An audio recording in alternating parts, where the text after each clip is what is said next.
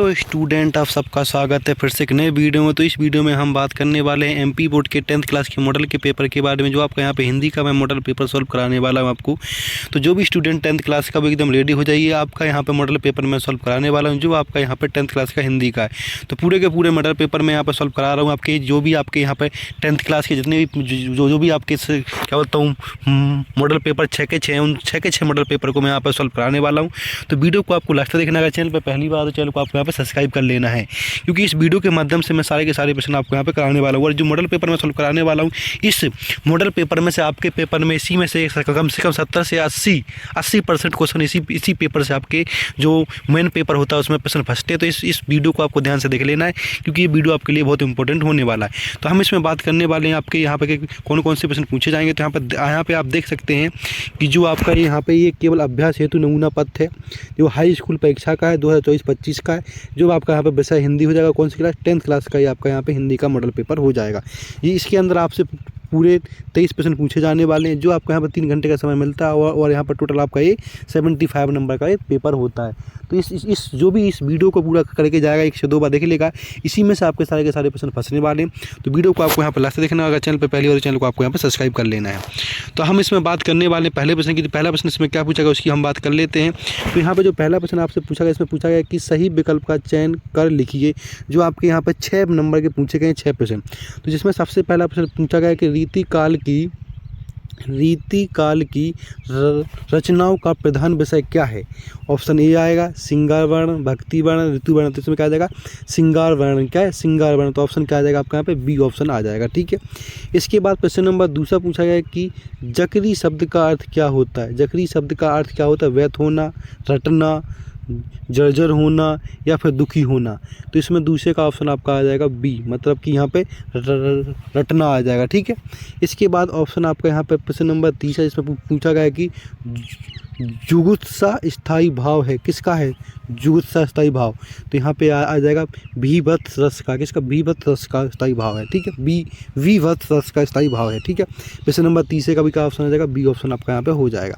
प्रश्न नंबर चौथे में पूछा है कि स्वयं प्रकाश जी ने पत्रिका का संपादन किया। किसमें किया था? तो इसमें अब इनका ऑप्शन आ जाएगा आपका यहाँ पे ऑप्शन बी, जिसमें लिखा है वसुधा में किया था इन्होंने। ठीक है। प्रश्न नंबर 5 में पूछा गया कि जिस समास में प्रथम पद विशेषण दूसरा पद विशेष हो उसे हम क्या कहते हैं? द्विगु समास, द्वंद्व समास, अव्ययभाव समास कहते हैं, या फिर कर्मधारय समास। तो ऑप्शन आपका यहाँ पे 5th का आ जाएगा कर्मधारय समास कहते हैं। ठीक है। प्रश्न नंबर आपका 6 में आ जाएगा देहाती दुनिया उपन्यास के लेखक कौन है। देहाती दुनिया उपन्यास के लेखक कौन है? शिव पूजन सहाय, कमलेश्वर, या फिर फारिसनाथ रेणु, या आनंद यादव। तो इसमें क्या आ जाएगा? तो इसमें आपका यहाँ पे आ जाएगा आपका ऑप्शन आ, जिसमें शिव पूजन सहाय आपका यहाँ पे हो जाएगा। ठीक है। इस तरह से आपके जो पहला प्रश्न था वो सारे के सारे मैंने सॉल्व करा दिए गए।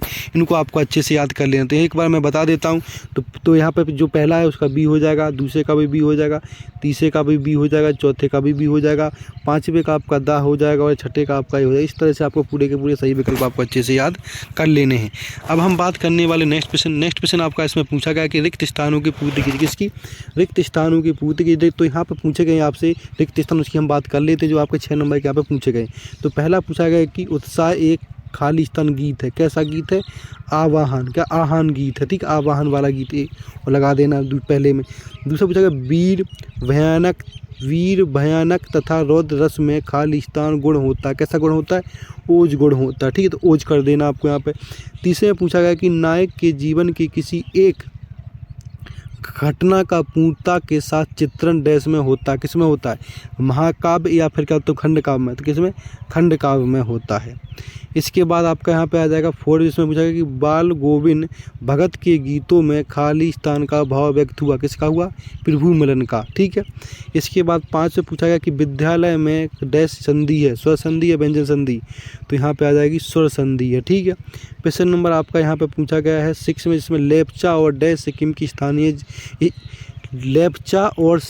स्थानीय जातियां हैं। कौन सी? भूटिया। तो यहाँ पे भूटिया आ जाए। तो इस तरह से आपके यहाँ पे रजिस्ट्रेशन मैंने पूरे के पूरे करा दी गए। अब हम बात करने वाले नेक्स्ट प्रश्न की। नेक्स्ट प्रश्न आपका यहाँ पे आ जाता है कि प्रश्न नंबर 30 इसमें पूछा गया कि निम्नलिखित कथनों के समक्ष सत्य या असत्य लिखिए, जो टोटल आपके यहाँ पे 6 नंबर के पूछे जाने वाले। तो हम इनकी बात यहाँ पे कर लेते हैं कि आपके यहाँ पे कौन से प्रश्न सत्य हैं, कौन से असत्य हैं, उनकी बात हम यहाँ पे कर लेते हैं। चलो देखते हैं। तो यहाँ पे हम बात करने वाले सत्य असत्य की, तो इसको हम यहाँ पे आपके देख लेते हैं कि कौन से प्रश्न सत्य होंगे, कौन से आपके यहाँ पे असत्य होगा। तो यहाँ पे आपका सबसे पहला प्रश्न पूछा गया है कि परशुराम फरसे को देखकर भयभीत हो गए, सही या यहाँ पे सत्य या असत्य है, तो ये हो जाएगा एकदम असत्य हो जाएगा पहला। दूसरा पूछा गया कि दोहा एक वाणिक छंद है, असत्य या सत्य, तो ये क्या हो जाएगा, असत्य हो जाएगा दूसरा भी। प्रश्न नंबर 30 पूछा गया जीवनी गद्य की प्रमुख विधा है, सत्य या असत्य, तो ये आपका असत्य हो जाएगा। प्रश्न नंबर 4 पूछा गया कि लखनऊ को नवाबों का शहर कहा जाता है, सही या गलत, ये आपका सत्य हो जाएगा। प्रश्न नंबर 5 में माँ बैठ नहीं सकती में भाव बात 6, सही है गलत, एकदम आपका करेक्ट हो जाएगा।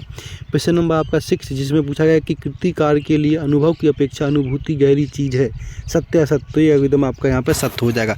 तो जो ऊपर के आपके 3 हैं वो एकदम आपके असत्य हैं और नीचे के जो 3 हैं वो आपके एकदम सत्य हैं। तो इस तरह से आपके सत्य असत्य हो गए। अब नेक्स्ट क्वेश्चन की बात कर लेते हैं। नेक्स्ट क्वेश्चन आपका इसमें बन जाता है कि सही जोड़ी मिलाइए, क्या सही जोड़ी का मिलान कर लिखिए, सही जोड़ी मिलानी है। तो यहाँ पे हम बात करने वाले सही जोड़ी की। सही जोड़ी इसमें क्या क्या, तो जो पहली सही जोड़ी है युग धारा आपकी मिल जाएगी 4 से, जिसमें नागार्जुन आ जाएगा, ठीक है। जो दूसरा वाला आ जाएगा उतान आपका आ जाएगा पीठ के बल लेटना, ठीक है। इसके बाद तीसरा आ जाएगा मनु भंडारी की माँ कैसी थी, सहनशील आ जाएगा आपका यहाँ पे। प्रश्न नंबर 4 जिसमें सुदामा चरित्र क्या है, सुदामा चरित्र एक खंड काव्य है। इसके बाद नेक्स्ट प्रश्न 5 जिसमें शक्ति शब्द के भेद कितने हैं, 3 हैं। इसके बाद 1 और 1 11 ये क्या होता है, एकता में शक्ति। तो इस तरह से आपको पूरी की पूरी मैचिंग मिला लेनी है। इस मैचिंग को भी आपको करनी, जो आपकी यहाँ पे 6 नंबर की मैचिंग होती है, 6 नंबर आपके यहाँ से पक्के हो जाएंगे। अब हम बात करने वाले प्रश्न नंबर 5 की। प्रश्न नंबर 5 में आपसे पूछा गया कि निम्नलिखित प्रश्नों के उत्तर एक वाक्य में लिखिए, मतलब एक वाक्य में इन सबके उत्तर आपको देने, जो टोटल 6 प्रश्न यहाँ पे पूछे जाने वाले। सब प्रश्नों के आंसर आपको इस वीडियो मिलने वाले। बस वीडियो को आपको यहाँ पर लास्ट तक देखना है। चैनल पर पहली बार चैनल को सब्सक्राइब करना ना भूलें। आपके सारे के सारे पेपर यहीं पे सॉल्व कराने वाला हूँ मैं। तो यहाँ पे हम बात करने वाले प्रश्न नंबर 5 की, जिसमें पहला प्रश्न पूछा गया आपसे कि जयशंकर प्रसाद की आत्मकथा कविता किस पत्रिका में प्रकाशित हुई थी। तो यहाँ पे आपका ऑप्शन पहले का क्या लिख देना, आपको यहाँ पे पहले का आपको लिख देना हंस पत्रिका में प्रकाशित हुई थी, ठीक है, पहले का। इसके बाद दूसरे में पूछा गया, दूसरे में पूछा गया कि घेर घेर घोर गगन पंक्ति में प्रयुक्त अलंकार का नाम बताइए। तो इसमें क्या आ जाएगा, दूसरे में आपका आ जाएगा अनुप्रयास अलंकार। क्या आ जाएगा, अनुप्रयास अलंकार आपका यहाँ पे दूसरे में आ जाएगा, ठीक है। इसके बाद प्रश्न नंबर हम तीसरे की बात करने वाले। तीसरे पूछा गया कि शास्त्रों में काशी किस नाम से प्रसिद्ध थी, शास्त्रों में काशी किस नाम से प्रतिष्ठित थी। तो यहाँ पे आनंद कानंद क्या लिख देना आपको, यहाँ पे आनंद और कानंद में प्रतिष्ठित थी। तो यहाँ पर तीसरे का आंसर ये हो जाएगा। प्रश्न नंबर 4 में पूछा गया है कि एक से अधिक अर्थ देने वाले शब्द क्या कहलाते, अनेकार्थी शब्द। क्या लिख दोगे आप यहाँ पे, अनेकार्थी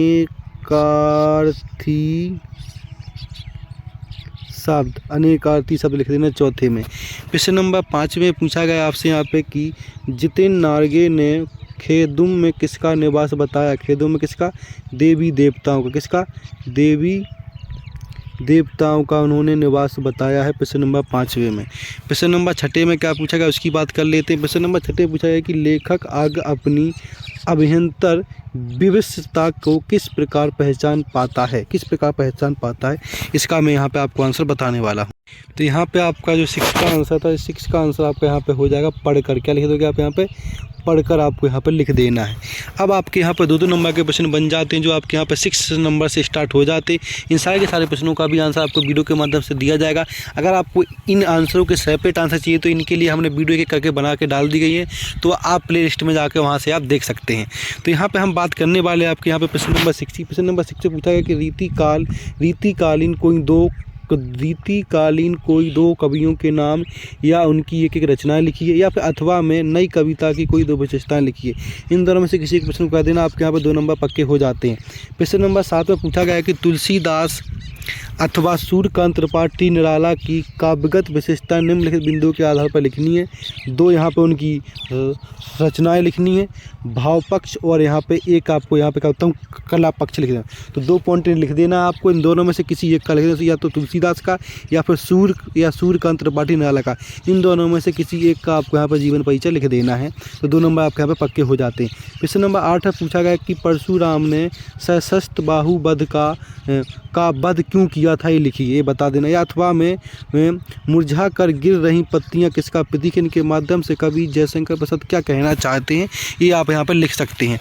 प्रश्न नंबर 9 में पूछा गया कि कवि नागार्जुन के अनुसार फसल क्या है, ये लिखिए। या फिर अथवा में आपको यहाँ पे संगतकार किन किन मुख्य रूपों में मुख्य गायक गायिकाओं को मदद करते हैं, इन दोनों में से कोई प्रश्न आपको यहाँ पे लिख देना है। प्रश्न नंबर 10 में पूछा गया कि प्रबंधन काव्य किसे कहते हैं, उनके प्रकार के नाम लिखिए। या फिर आप यहाँ पे माधुर्य गुण की परिभाषा उदाहरण सहित बताइए, इन दोनों में से एक प्रश्न आप यहाँ पे कर सकते हैं। प्रश्न नंबर हम यहाँ पे गाय की बात करने वाले। प्रश्न नंबर 11 में पूछा गया कि चौपाई छंद के लक्षण उदाहरण सहित लिखिए। और अथवा में पूछा गया है कि पुनरुक्ति प्रकाश अलंकार की परिभाषा उदाहरण सहित लिखिए। इन दोनों में से किसी एक को कर दोगे तो आपके यहाँ पे 2 नंबर पक्के हो जाते हैं। तो इस तरह से आपको इनको अच्छे से देख लेना है, ठीक है। अब प्रश्न नंबर यहाँ पे हम 13 की बात करने वाले हैं। प्रश्न नंबर 12 पूछा गया कि कहानी और उपन्यास में कोई 2 अंतर लिखिए।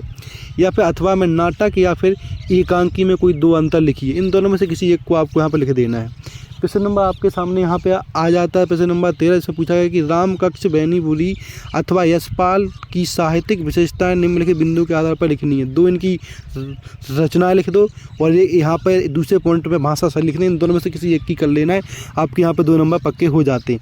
प्रश्न नंबर 14 में पूछा गया कि नवाब साहब द्वारा खीरा खाने की तैयारी का वर्णन लखनवी अंदाज पाठ के आधार पर कीजिए। या फिर अथवा में लेखिका मनु भंडारी के व्यक्तित्व पर किन किन व्यक्तियों का किस रूप से प्रभाव पड़ा, ये लिख सकते हैं। इन दोनों में से किसी एक प्रश्न को कर लीजिए, 2 नंबर आपके यहाँ पर पक्के हो जाते हैं। अब हम बात करने वाले प्रश्न नंबर 15 की। प्रश्न नंबर 15 में पूछा गया कि शहनाई की दुनिया में डुमराव को क्यों याद किया जाता है। या फिर अथवा में लेखक भादंद आनंद कौशल्यान के अनुसार सभ्यता क्या है। इन दोनों में से किसी एक प्रश्न को आपको यहाँ पे कर लेना है। प्रश्न नंबर 16 पूछा कि निम्नलिखित वाक्यांश के लिए एक शब्द लिखिए। जैसे पूछा कि अत्यधिक बढ़ा चढ़ा कर कही गई बात, अत्यधिक बढ़ा चढ़ा कर कही गई बात, ये बता देना। या फिर जिसे बांटा ना जा सके, ये इसको, या ये अथवा वाला कह सकते हैं जिसमें हमें यहाँ पर निम्नलिखित लोकोक्तियों के अर्थ बताने। इन दोनों में से कोई प्रश्न आप यहाँ पे कर सकते हैं, 2 नंबर आपको यहाँ पे मिल जाएंगे। अब हम बात करने वाले प्रश्न नंबर 17 की। प्रश्न नंबर 17 पूछा गया कि निम्न कभी श्वेत तो कभी रंगीन पताकाओं का लगाना किन अलग अलग अवसरों की ओर संकेत देता है, इसको लिखिए। या फिर लेखक आगे के अनुसार प्रत्यक्ष अनुभव की अपेक्षा अनुभूति उनके लेखन में कहीं अधिक मदद करती है, इसका क्या कारण है, बताना है। इन दोनों से किसी एक प्रश्न को कर लेना है। अब आपके यहाँ पर 3 नंबर के प्रश्न स्टार्ट हो जाते हैं प्रश्न नंबर 18 से। तो यहाँ पर देख लीजिएगा जो आपके 3 नंबर के प्रश्न स्टार्ट हो, जिसमें पहला प्रश्न पूछा गया 18 में कि निम्नलिखित काव्यांश का संदर्भ प्रसंग सहित भावार्थ लिखिए। आपको इसका संदर्भ लिखना है, प्रसंग लिखना है, इसकी व्याख्या भी करनी है। यहाँ पर 2 चीज़ें दे रखी, 2 काव्य दे रखे। इन दोनों में से जो भी आपको इजी लगे, इन दोनों में से कोई एक काव्य आप यहाँ पे कर सकते हैं। इसके आपको 3 नंबर यहाँ पे मिल जाएंगे। प्रश्न नंबर 19 में, तो प्रश्न नंबर 19 में आपसे पूछा गया कि निम्नलिखित गद्यांश की संदर्भ प्रसंग सहित व्याख्या कीजिए। तो यहाँ 19 में आपके सामने 2 आपके सामने गद्यांश दे रखे। इन दोनों गद्यांशों में से किसी एक का आपको यहाँ पर संदर्भ प्रसंग और व्याख्या करनी है, 3 करनी है। तो 3 नंबर आपके यहाँ पे हो जाएंगे। प्रश्न नंबर 20 से पूछा गया कि धूम्रपान को रोकने के लिए उसकी हानियाँ बताते हुए एक विज्ञापन बनाकर लिखिए। या फिर अथवा में मेरे जीवन का लक्ष्य विषय पर एक अनुच्छेद लिखिए। इन दोनों में से किसी एक को करने आपके 3 नंबर यहाँ पर पक्के हो जाते हैं। हम बात करने वाले प्रश्न नंबर 21 की। प्रश्न नंबर 21 में हम देखेंगे कि निम्नलिखित आप पठित काव्यांश अथवा गद्यांश को पढ़कर पूछे गए प्रश्नों के उत्तर दिए, जो आपके यहाँ पर 4 नंबर के होने वाले हैं। आपके सामने एक आप पठित काव्यांश दिया जाएगा, उसको पढ़कर नीचे दिए गए 4 प्रश्नों के उत्तर देना। आपके 4 नंबर हो जाएंगे। 2 दिए जाएंगे, 2 में से जो भी इजी लगे उन दोनों में से कोई एक आप यहाँ पर प्रश्न कर सकते हैं। अब हम बात करने वाले प्रश्न नंबर आपके सामने 22 की। 22 से पूछा गया कि विद्यालय में खेल सामग्री की मांग करने हेतु अपने प्रचार को आवेदन पत्र लिखिए। या फिर अथवा में समय के सदुपयोग और परिश्रम पर बल देते हुए अपने छोटे भाई को पत्र लिखिए। इन दोनों में से किसी एक को कर लेना, आपके यहाँ पर 4 नंबर पक्के हो जाएंगे। प्रश्न नंबर 23 में पूछा गया कि निम्नलिखित में किसी एक विषय पर रूपरेखा सहित सार्वभौमिक निबंध लिखिए। आपके सामने 5 पॉइंट देखे, 5 पॉइंट में किसी एक पॉइंट पर आपको यहाँ पर निबंध लिखना है। जो भी पॉइंट आपको इजी लगे उस पॉइंट पर आप यहाँ पर निबंध लिख सकते हो। तो इस तरह से आपके प्रश्न हो जाते। ये प्रश्न आपके लिए बहुत इंपॉर्टेंट होने वाले, क्योंकि ये आपके पेपर में पूछे जाने वाले हैं। यही पेपर में आपके जो आते हैं, जो यहाँ पे आपके मॉडल पेपर में बताए गए हैं, तो इनको आपको अच्छे से करें। अगर इनका आंसर चाहिए तो हमें कमेंट करके जरूर बताएं। तो इनके आंसर के ऊपर भी आपके लिए एक वीडियो बना दिया जाएगा, या फिर इसका अगर PDF चाहिए तो टेलीग्राम ज्वाइन करें, वहाँ पर इसका PDF भी आपको दिया जाएगा। तो हमें कमेंट करके बताएं जरूर कि वीडियो आपको कैसा लगा। और आपके सारे के सारे जो जितने मॉडल पेपर वो सब के सब सॉल्व कराने वाले हैं। तो बस चैनल को सब्सक्राइब कर लें, जिससे आपके पास सबसे पहले वीडियो आ सके। तो ऐसी इंपॉर्टेंट अपडेट के चैनल को लाइक कर, सब्सक्राइब कर, वीडियो को ज़्यादा से ज़्यादा शेयर करें। धन्यवाद।